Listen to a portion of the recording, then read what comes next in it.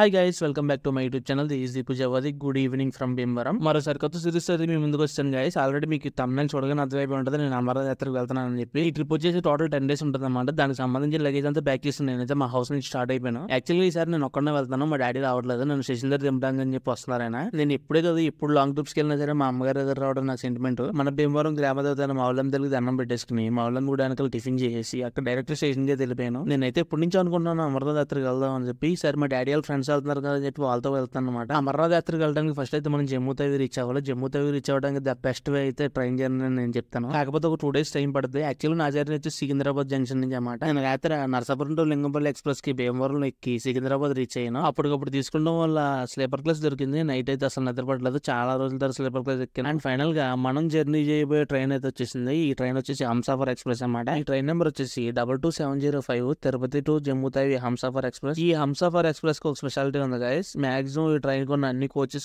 AC 3 tier కి వచ్చేసాయి. 2 tier 1 tier sleeper ఏమి ఉండవు, అన్ని ఏసీ 3 tier కి వచ్చేసాయి అనమాట. ఈ ట్రైన్ జమ్మూ తవి రీచ్ అయ్యేటప్పటికి 2985 kilometers ట్రావెల్ చేస్తుంది అండ్ 130 km/h స్పీడ్ తో. ఈ ట్రైన్ ప్రీమియం ట్రైన్ కేటగిరీలోకి వస్తుంది. దీని టికెట్ ఫేర్ వచ్చేసి నార్మల్ టికెట్ ఫేర్ కన్నా కొంచెం ఎక్కువ ఉంటుంది. దీని కాస్ట్ వచ్చేసి నాకు 2500 పడింది సికింద్రాబాద్ టు జమ్మూ తవి వరకు. మీకు చెప్పాను కదా గైస్, ఈ అమర్నాథ్ యాత్ర నేను ఒక్కడే వెళ్ళలేదు, మా డాడీ వాళ్ళ ఫ్రెండ్స్ బ్యాచ్ వెళ్తున్నారని. మా ఫ్రెండ్స్ బ్యాచ్ అంతా ఇదే అనమాట. మా డాడీ ఫ్రెండ్సే కదా, ఇంకా మనకి ఫ్రెండ్స్ అయిపోతారు ఆటోమేటిక్. ఎలాగో వన్స్ ఈ ట్రైన్ ఎక్కిన తర్వాత మనకి ఫుడ్ ప్రాబ్లం వచ్చేది. ఎలారా బాబు నేను ఆలోచించుకుంటుగా మా వాళ్ళు ఆల్రెడీ ముందుగానే ప్లాన్ చేసుకున్నారు. ఒక రోజు సరిపడగా రైస్ అండ్ సాంబార్ కర్రీస్ కూడా పట్టుకొచ్చారు. ఫుల్గా తినేసి అలా స్లీప్లెస్ లేచేటప్పటికి 5 అయిపోయింది. కరెక్ట్ గా సన్సెట్ అవుతుంది. గైస్ మీకు విషయం చెప్పడం మర్చిపోయాను. అమర్నాథ్ యాత్ర చేయాలనుకున్న ప్రతి ఒక్కరికి కన్ఫర్మ్ గా హెల్త్ సర్టిఫికేట్ ఉండాలి. ఆ హెల్త్ సర్టిఫికేట్ మీద గవర్నమెంట్ ఆథరైజ్డ్ డాక్టర్ సైన్ ఉండాలి కన్ఫర్మ్ గా. దట్టు గ్రీనింగ్ తో ఉండాలి. అది ఎలా రిజిస్ట్రేషన్ చేయాలంటే అమర్నాథ్ యాత్ర రిజిస్ట్రేషన్ లోకి వెళ్ళి మన లొకేషన్ ఎంటర్ చేస్తే మన సరౌండింగ్స్ లో ఉన్న గవర్నమెంట్ హాస్పిటల్ లిస్ట్ అన్ని ఇస్తుంది. అందులో మనకి ఏ గవర్నమెంట్ హాస్పిటల్ కైనా వెళ్ళి ఈ హెల్త్ సర్టిఫికేట్ తీసుకురావచ్చు. మనకి దగ్గరగా 10 రకాల టెస్ట్లు అయితే చేస్తారు. ఆ టెస్ట్లు అయిన తర్వాత మనకైతే సర్టిఫికేట్ ఇస్తారు. సర్టిఫికేట్ స్కాన్ చేసి ఆన్లైన్ లో దర్శనం కోసం స్లాట్ బుక్ చేసుకోవచ్చు. లేదనుకుంటే మన దగ్గరలో ఉన్న బ్యాంక్ దగ్గర అయినా దొరుకుతుంది. బ్యాంక్ దగ్గర అయితే 150 రూపీస్ చలానా కట్టించుకుని మనకి ఇస్తారన్నమాట. హెల్త్ సర్టిఫికేట్ సంబంధించిన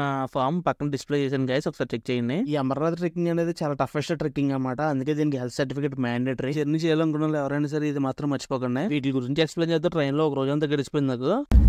morning breakfast upma, bread cutlet, bread omelette with Prasad అన్న.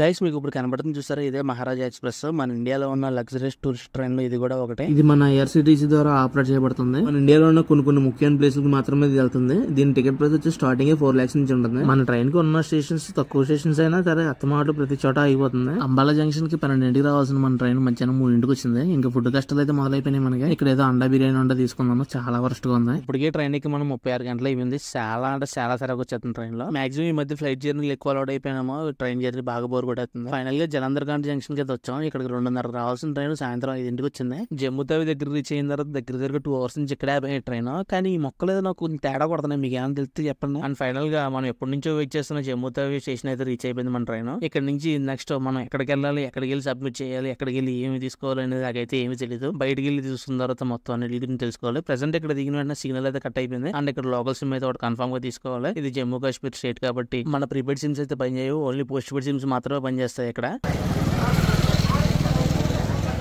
స్టేషన్ ఆపోజిట్ లోనే సిమ్స్ అయితే అవైలబుల్ ఉంటాయి అన్నమాట మనకి. ఇక్కడ మన పోస్ట్ పెయిడ్ సిమ్లు, ప్రీపెయిడ్ పోస్ట్ పెయిడ్ సిమ్లు ఏం పనిచేయవు. నేనైతే చేయించాను కానీ అవ్వలేదు.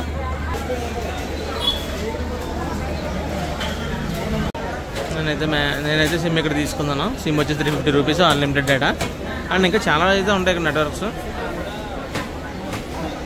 అండ్ స్టేషన్ లో దగ్గర మనం IDRF కార్డు తీసుకోవాలి. అది ఎక్కడ తీసుకోవాలి ఏంటి అనేది నెక్స్ట్ వీడియోలో చెప్తాను గైస్. నేను ఇక్కడ రావడం ఫస్ట్ టైం కాబట్టి నాకు తెలియదు. పూర్తిగా డీటెయిల్స్ కనుక్కొని నెక్స్ట్ వీడియోలో మీకు చెప్తాను గైస్. ఈ వీడియో కనుక మీకు ఇన్ఫర్మేటివ్ గా ఉంటుంది లైక్ చేసి, షేర్ చేసి, సబ్స్క్రైబ్ చేయడం మాత్రం మర్చిపోకండి గైస్.